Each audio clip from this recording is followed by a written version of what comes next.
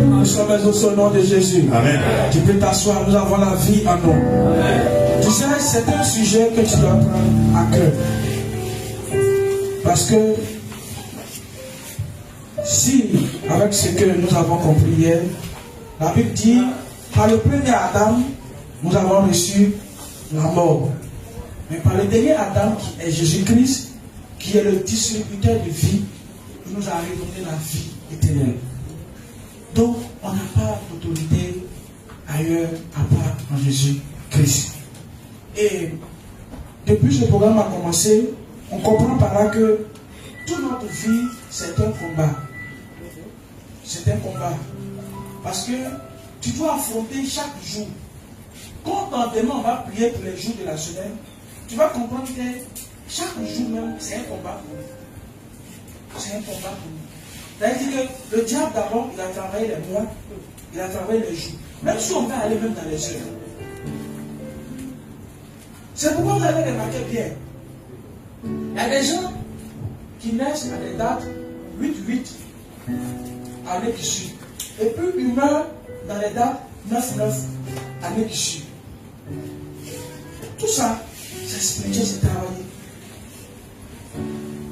C'est comme ça. Même notre soeur, nous a dit, quand elle a regardé son frère, elle est née une date comme ça, un 8-8, et puis elle est décédée un 11-11. C'est pas du hasard. Il y a un but. Donc tout est travaillé autour de nous. Tout est travaillé autour de nous. Si vous voyez les blancs, pas de horoscope ou bien quoi, selon ta date de naissance, ils vont trouver ça. C'est parce qu'ils savent qu'il y a des choses qui sont liées à cela. Nous, on est ignorants parce qu'on nous a prêché pour dire que Jésus a tout accompli. Et en lui, tout est grâce. Mais depuis Jésus a tout accompli, et en lui, tout est grâce. Où tu es arrivé? Tu n'arrives pas quelque part. Seules les personnes, dans le côté de l'église, ce sont les payants profonds qui trouvent des secrets. C'est pourquoi Jésus, ils évoluent vite. Parce que tellement c'est des gens de prière. Donc tellement il prie, il veut savoir qu'est-ce qui fait que ça ne va pas. Tellement il va déranger Dieu. Dieu va lui dire ça va le problème. Et maintenant nous les francophones, on a commencé à comprendre. Donc, rien n'est grâce et rien n'est gratuit. Tout est un problème de sacrifice. Tout est un problème de savoir que mon état où je suis là, il faut que ça change. Mais pourquoi quand tu prends la Bible, tous ceux qui ont reçu le miracle au temps de Jésus, ce n'a pas été des gens. Jésus passait. Il y a plein de personnes qui passent, qui ont traversé, mais n'ont jamais reçu le miracle. Mais ce sont toutes ces personnes qui ont pris une résolution pour dire que je suis sûr que si j'arrive vers lui, je vais recevoir mon miracle. Ce sont ces personnes-là qu'ils ont reçu un miracle. Et puis Jésus finissait et dit, ta foi t'a sauvé. On n'a pas vu, on dit Jésus, la seule fois, on dit d'aller chez la belle-mère de Pierre. Mais c'est normal, c'est son frère. On n'a pas vu, Jésus se promenait, et puis on dit non qu'il croise les malades, et puis il les poursuit, il dit venez et vous guérir. C'est les gens qui le poursuivaient. Et puis en retour, il est guérisseur. Donc ce qu'il faut comprendre, s'il n'y a pas la soif de Dieu en toi, tu n'auras rien du ciel. On se comprend? Si ta situation que tu as, tu ne dis pas que mon bagage est trop lourd, il faut que je dépose. Personne ne va te décharger. On voit les gens passer avec le bagage sur les têtes. Est-ce que tu vas les approcher pour dire viens te décharger?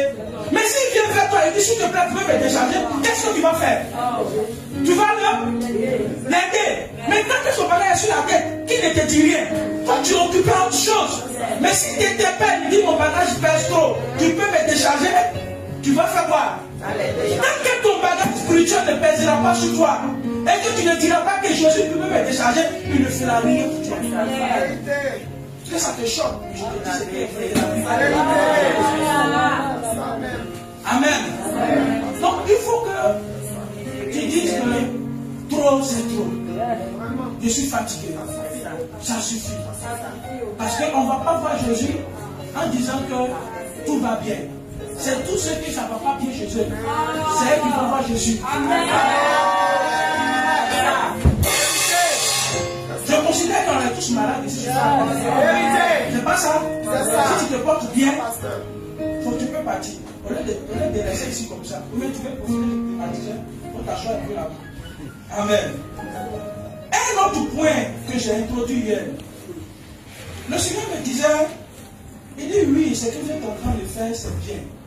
Ça, c'est comme vous êtes en train de vous attaquer à tout ce qui est international.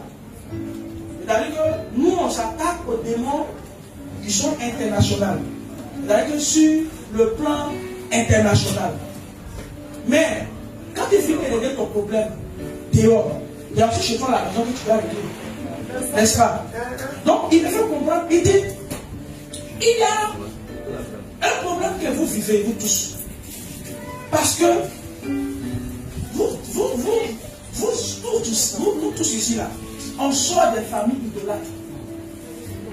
Nos origines là, nous sortons des familles idolâtres. Parce que nos parents d'avant, ils avaient des adorations. On ne sait pas ce qu'ils ont dit là-bas. Ils sont allés adorer, eux seuls ils savent des promesses qu'ils ont faites. Maintenant, ils sont morts. Quand tu meurs, l'adoration cesse. Peut-être que lui qui était là, son frère qui était parti un peu. Et après, ils ont abandonné. Quand ils ont abandonné, tous ces hôtels-là, ils sont là, ils réclament les droits. C'est normal. Ils doivent réclamer les droits. Parce que quelqu'un est venu leur dire, fais un travail pour moi. Donc il a besoin de son salaire. Mais comme il ne reçoit pas son droit là, lui il fait la poursuite judiciaire. Il fait le mandat d'arrêt international. Donc partout il croise un enfant de celui qui a commis le délit là. Tous les enfants posés que c'est commis le délit. Le jour t'attrape, c'est quand il se promet qu'il t'attrape, tu dois payer sa dette. Et nous qui sommes là, nous sommes des payeurs de dettes. On paye des dettes, tout. Nous ne savons pas d'où la dette vient. En Corinthiens 2, verset 14 dit, il a effacé les dettes des actes, les ordonnances qui nous condamnaient. Maintenant, comme il a pu effacer, on va les casser. L'autel, c'est quoi? L'autel, c'est un lieu spirituel de sacrifice. En fait, il n'y a rien qui ne sait pas. Un hôtel là, parce que vous ne pouvez pas aller à l'hôtel, les chambres là où on s'est endormi là. Ce n'est pas de ça qu'on parle. Ici aussi c'est un hôtel où je suis arrêté là. Je suis sur un hôtel. L'hôtel, c'est un lieu. Un lieu, c'est comme on parle de lieu, c'est un espace, c'est un surface, c'est une terre de sacrifice, d'alliance et de communication avec le monde spirituel. Il y a un seul monde spirituel. Maintenant, il y a deux hôtels. Il y a l'hôtel qui est bâti à partir de Dieu. Et puis il y a l'hôtel qui est bâti pour Satan. Donc il y a l'hôtel divin qui est consacré à Dieu. Et il y a l'hôtel satanique qui est consacré à Satan. C'est-à-dire l'idolâtrie, sacrifice occulte, alliance démoniaque. Et l'hôtel que nous sommes venus renverser là, c'est l'hôtel satanique. D'autres, soit c'est l'idolâtrie, d'autres c'est sacrifice occulte, d'autres c'est alliance démoniaque. Premier exemple de l'hôtel. La première personne qui a bâti l'hôtel, c'est notre père Abraham. Dans Genèse 12, verset 7. Quand Dieu l'a appelé pour la première fois, quelqu'un va lui rendre votre péché, s'il vous plaît. Il faut que je parle un peu comme lui. On va venir commencer l'hôtel cassé, et puis je ne sais pas de quoi on parle. Donc je ne vais pas durer, je vais faire des brèves. Genèse 12, verset 7. Il a dit quoi là-bas? En ce temps de vous, c'est notre première lecture. L'Éternel apparut à Abraham, ça apprend là, ça apprend. Et dit, je donnerai ce pays à ta postérité. Je donnerai ce pays à ta postérité. Et Abraham bâtit là un hôtel à l'Éternel. Et Abraham bâtit là un hôtel à l'Éternel. Qui lui était apparu. Ensemble, amen. Quand là je pose la question de cet esprit, il me dit, l'hôtel est bâti à partir d'un échange. Parce qu'Abraham a reçu, comment on appelle ça, quelque chose de Dieu. Dieu lui a dit, je vais te donner quelque chose. Donc en retour, pour que Dieu se rappelle chaque fois que lui a fait une promesse là, lui bâtit un hôtel. Donc l'hôtel est bâti à partir de, comment on appelle ça, donne-moi le mot là. D'un accord, un principe, et puis il y a d'autres mots qui le cherchent. Une alliance, une demande, ça veut dire quelque chose, ça veut dire l'autre doit me dire quelque chose. Une promesse, voilà. C'est ce qu'il cherchait. L'autel est parti à partir d'une promesse. C'est-à-dire que lui est parti de l'autel parce que l'autre lui a promis quelque chose. Donc parce que tu m'as promis ça. Donc je prends ça, c'est comme un acte de témoin, c'est lui qui est notre témoin oculaire. Donc si tu oublies, c'est lui qui va aller te rappeler. On comprend? Donc l'autel est comme un acte de promesse, c'est lui qui est le témoin oculaire. Parce que tu m'as promis. Est-ce que vous vous rappelez? Quand il dit je te promets, il dit même un gilet. C'est pas ça? C'est un acte de.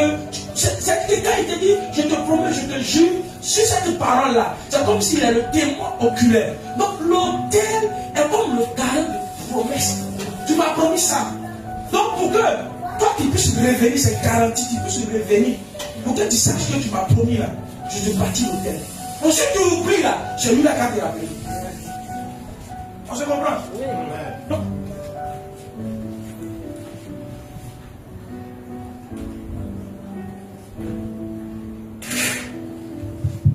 oui. Donc si tu oublies, c'est l'autel qui va te rappeler. Maintenant, nos parents sont allés faire des promesses. Ils sont allés dire au Dieu là, si tu me donnes ça, je te donne ça. Ils ont fait des promesses. C'est pourquoi ça nous poursuit.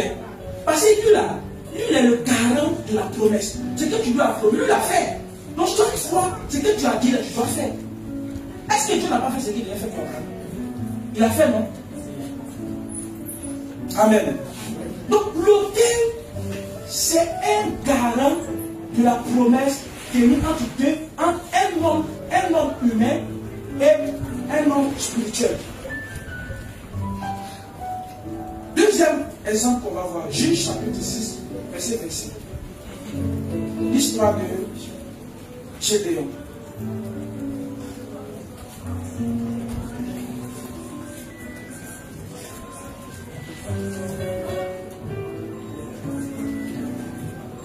Il faut lire. Verset 25. Verset 25. Dans la même nuit, l'Éternel dit à Gédéon. Ah, moi j'ai d'autres versions. Oui, vas-y. Prends le jeune taureau de ton père et un second taureau de 7 ans. Renverse l'autel de Baal qui est à ton père et abat le puits sacré qui est dessus. L'Éternel s'adresse à qui? À Gédéon. Gédéon, Dieu, il y a un problème. Vous me lisez verset 13, s'il te plaît. On va voir là. Je vais. Verset 13. Verset 13. Gédéon lui dit Ah, mon Seigneur, si l'Éternel est avec nous, pourquoi toutes ces choses nous sont-elles arrivées?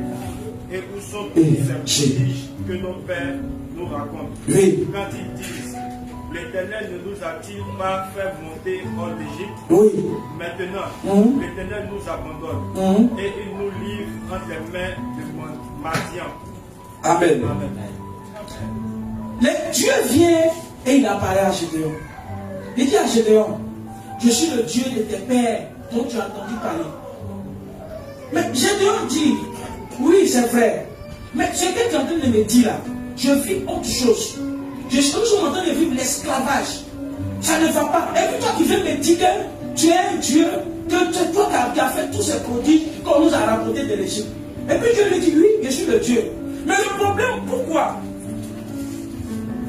Le problème, pourquoi vous êtes en train de vivre ce problème? C'est parce que mon hôtel, l'alliance que j'avais avec vous, qui parlait, ce qui venait me rappeler à chaque fois de mes promesses, ça a été banni. Et ton père allait construire un autre hôtel qui n'est pas de moi. Et c'est ce hôtel-là qui est en train de vous combattre. C'est là qu'on va dans le verset, c'est dit dans la même nuit. Donc Dieu m'a dit quoi? Il faut aller pour renverser l'hôtel que ton papa a bâti avec les dieux de Baal. Pour que moi, mon hôtel seulement puisse parler. On se comprend, non? Donc quelque part, les promesses de Dieu n'arrivent pas dans notre vie. Parce qu'il y a un autre hôtel et il y a deux personnes qui réclament quelque chose. Vous voyez, on prend l'exemple. Si deux personnes se luttent, viens, on se lutte ça. Viens. On se lutte ça. Nous, on va se lutter. Ça va se déchirer.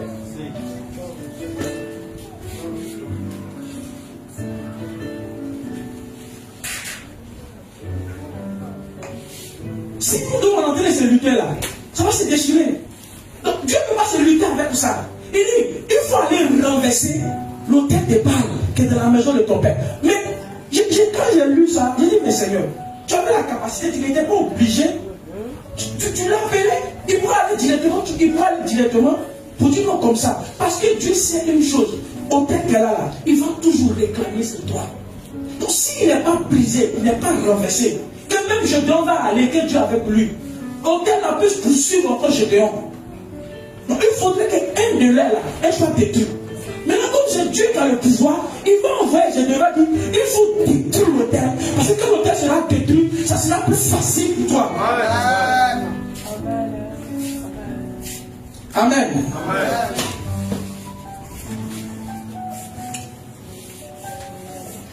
Origine des hôtels négatifs. Les hôtels familiaux négatifs peuvent être établis par l'idolâtrie ancestrale, la sorcellerie, le fétichisme, les pactes des sangs, les sacrifices humains ou animaux, dédicaces à des divinités. Il y a des gens comme ça là. Les noms là, c'est des noms de divinités. Oka, Mouzi, je l'ai parlé. C'est des noms de divinités. Noé. Bon, tout ça, soit des injustices graves, c'est du meurtre, vol, de terre, esclavage, tout ça là, les hôtels négatifs peuvent naître de là. Les malédictions prononcées par des autorités familiales. On prononce des malédictions sur toi. Ça s'appelle hôtel. Maintenant, comment ces hôtels-là se manifestent? Comment tu peux savoir qu'il y a un hôtel négatif qui te combat? Gédéon, lui, il a identifié par quoi? Par la domination des mendiants. Parce qu'il ne peut pas comprendre. Quand il a entendu parler, on dit Dieu a fait des prodiges avec les bêtes en Égypte. Mais il ne peut pas comprendre que, quand on parle de l'Égypte, l'Égypte c'est l'antiquité ancienne, c'est-à-dire que c'est des gens qui sont puissants. Mais comment des gens qui sont plus puissants que les mendiants? On nous parle que Dieu a pu les neutraliser. Mais les petits peuples mendiants, notre Dieu nous le prie, nous ne le compare. Lui ne comprend pas. C'est parce qu'il y a un hôtel de Baal qui est contre eux. Donc pour que tu saches qu'il y a un hôtel négatif qui te combat, ce sont les échecs chroniques. Quand il y a un échec chronique dans ta vie, c'est qu'il y a un hôtel derrière. Les mariages brisés ou inexistants, c'est qu'il y a un hôtel négatif derrière. La stérilité inexplicable, maladie héréditaire, les morts prématurés, la pauvreté persistante, c'est-à-dire que le blocage spirituel malgré la prière qui fait tout, ça ne va pas. Oppression spirituelle dans les rêves, tout ça. Il y a la question de Gédéon. Il dit, où sont tous ces prodiges dont nos pères nous racontent? Quand il ne voit pas ces prodiges, d'où la Bible dit que tu fais tout ça, les prières, ça n'arrive pas, c'est qu'il y a un hôtel négatif qui te combat. C'est pas toi. Est-ce que c'est Gédéon qui a bâti l'hôtel? C'est pas lui qui a bâti l'hôtel, c'est son père qui a bâti l'hôtel. Mais tu sais, son père a bâti l'hôtel, mais l'hôtel va combattre combien de personnes? Toute une personne, un peuple, une génération à perpétuité.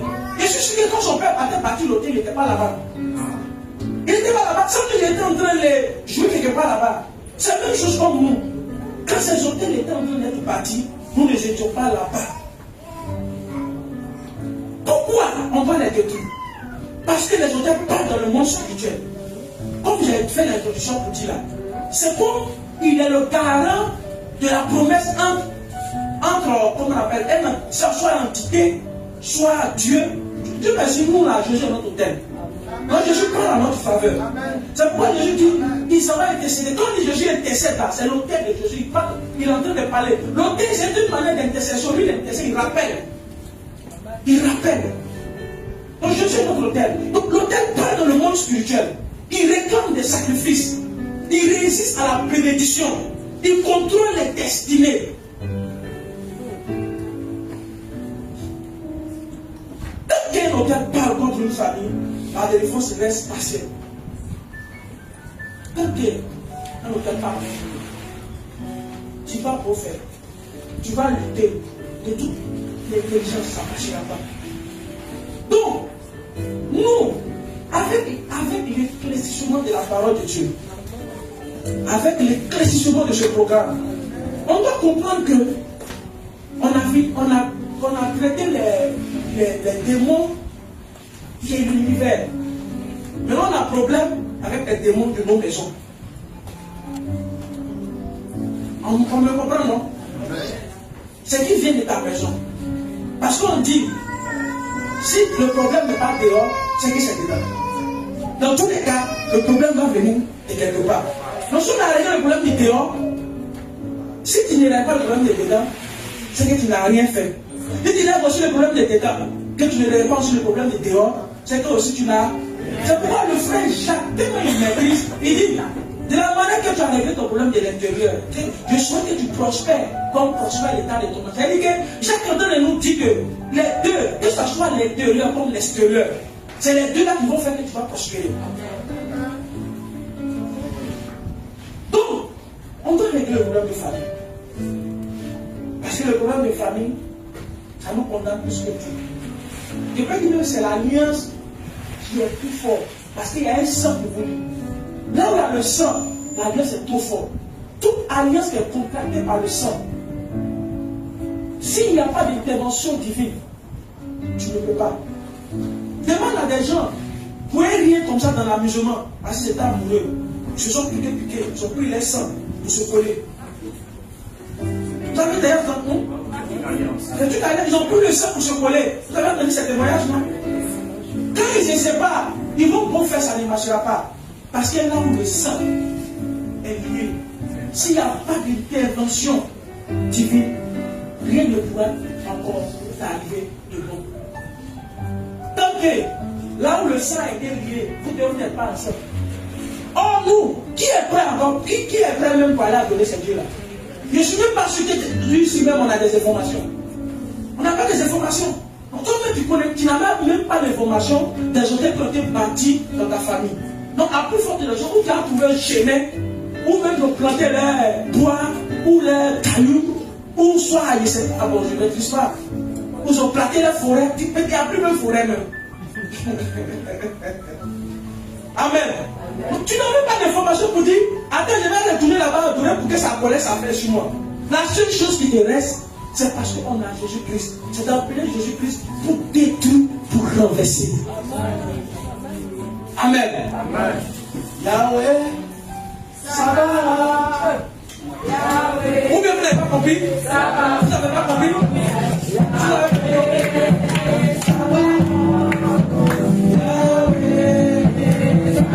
Dans cette chanson, tu vas commencer à identifier. C'est que tu vois que tu vis répétitivement. Ça veut dire que c'est que toi qui vis quotidiennement. Ça là seulement là. C'est que c'est dans ce domaine-là que l'hôtel là travaille. Amen. On comprend? Si dans la famille, chez vous, c'est des maladies héréditaires, c'est que cet hôtel-là, c'est ça qui travaille contre vous. Si dans la famille, pour vous, c'est le mariage qui est difficile, c'est que chez vous là, c'est ça. Si dans la famille, la richesse c'est compliqué, c'est que l'hôtel-là veut le détruire. Donc tu commences à identifier, lorsqu'on va commencer à chanter Yahweh, Yahweh,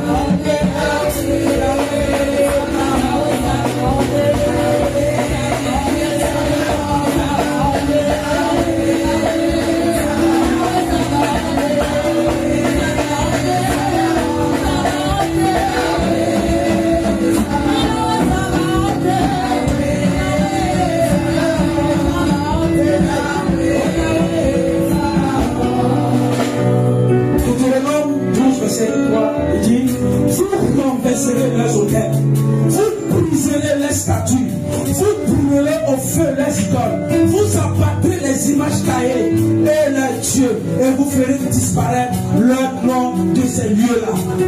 Amen. Dieu dit, on doit les renverser. Après de ça, il dit, on doit les briser. On doit les brûler. Et il ne doit plus exister dans notre vie. On se comprend? Eh bien, je vais te lire un autre passage. Exode 34, verset 13. Il est écrit, il dit, au contraire, vous renverserez leurs autels, vous briserez leurs autels et vous abattrez les idoles. Ce soir, Yahweh Sabaoth, tu es l'Éternel des armées. Je t'appelle à mes côtés.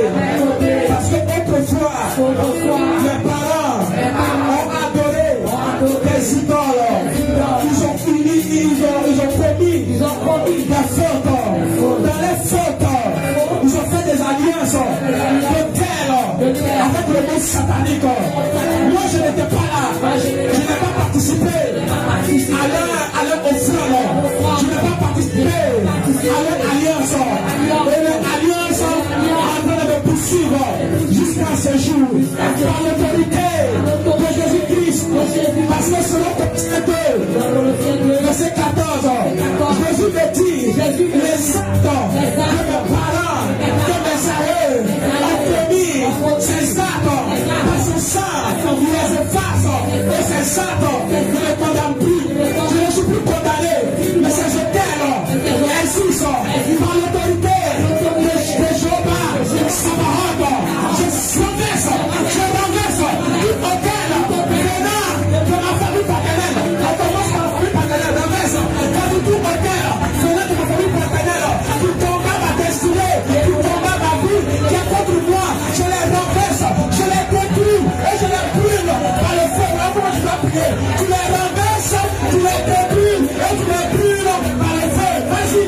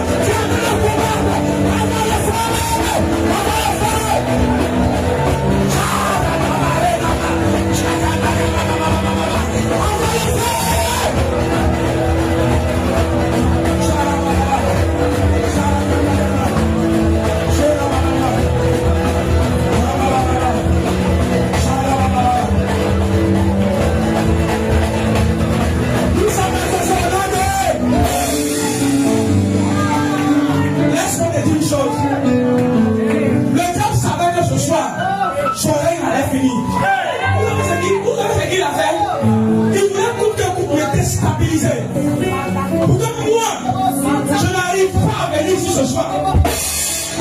Pourquoi? Parce qu'il savait que ce soir, son règne allait finir sur ta vie. Il ne faut pas t'amuser. Je suis venu me coucher. Quelle chose est arrivée? Mais si ta fille me dit, va te coucher à mon hôtel, je vais te recharger à nouveau. Parce que j'ai mis sur toi l'onction pour que le peuple soit libéré.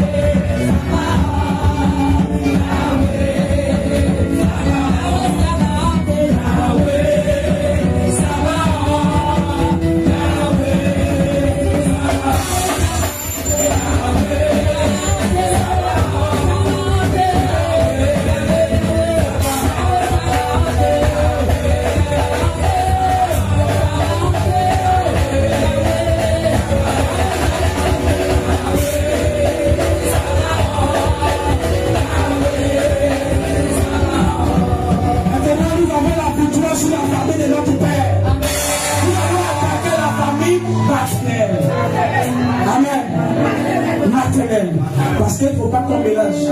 On attaque une première famille et quand on finit la famille actuellement là, on a la victoire sur la maison de notre Père. On va maintenant attaquer la famille de notre Père. On va dire le sabbat. Ce soir, je te rends grâce pour la victoire que tu me donnes sur la maison de mon Père.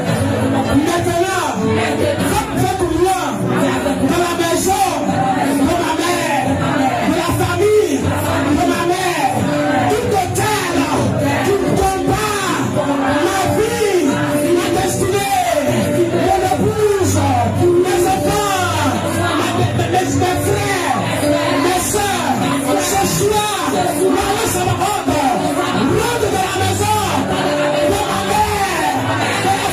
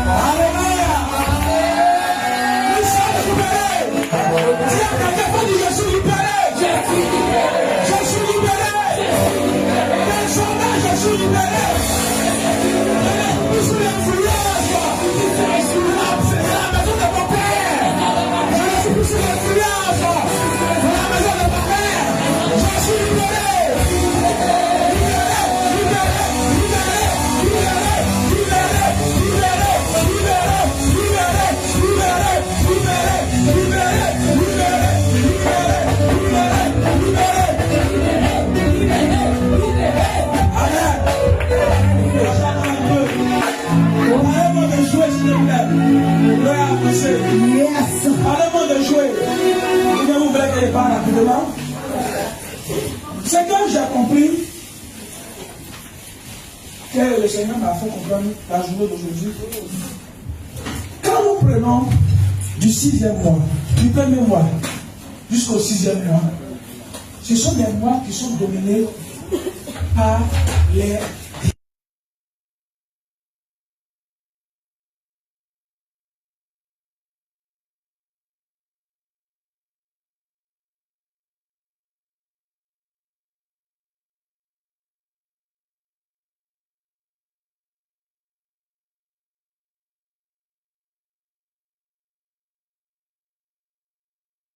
La seule chose que je savais, il m'a dit, chaque jour représente un mois. Et chaque jour, il me donnait l'enseignement. Je savais qu'il devait commencer par le... Non. La première enseignement, c'est la reconnaissance. C'est tout ce que je savais. Tout le reste n'est pas venu au fur et à mesure. C'est maintenant qu'ils sont en train d'écrire le schéma. Je vais garder, peut-être que ça me servir quelque part. Mais il n'y a rien qui était normal. C'est-à-dire que chaque jour, c'est là que je bosse pour le Dieu. Donc c'est j'ai la curiosité d'aller fouiller les autres mois qui arrivent là-bas. Et c'est là que j'observe que le diable, il a pris la moitié de l'année. S'il a pris la moitié, il te reste quoi? Donc du janvier jusqu'en juin, lui c'est juste sa domination. Et à partir de juin, il a laissé ça comme ça au chiffre. Il dit, ouais, non, mais il ne peut pas. Pour ceux qui peuvent aller, il faut aller voir. Ceux qui regardé, il faut aller voir que c'est ça qu'il a écrit là-bas. Et ce 7e mois-là, c'est le mois, ils appellent ça, ils ont mis comme dans le chiffre là-bas. C'est le mois qui est dédié à Jules César. Jules César, c'est tout. Maintenant, Jules César, c'est qui? Jules César, là, c'est un général. C'est quelqu'un qui a gouverné. C'est lui qui a fait que l'Empire romain a été connu.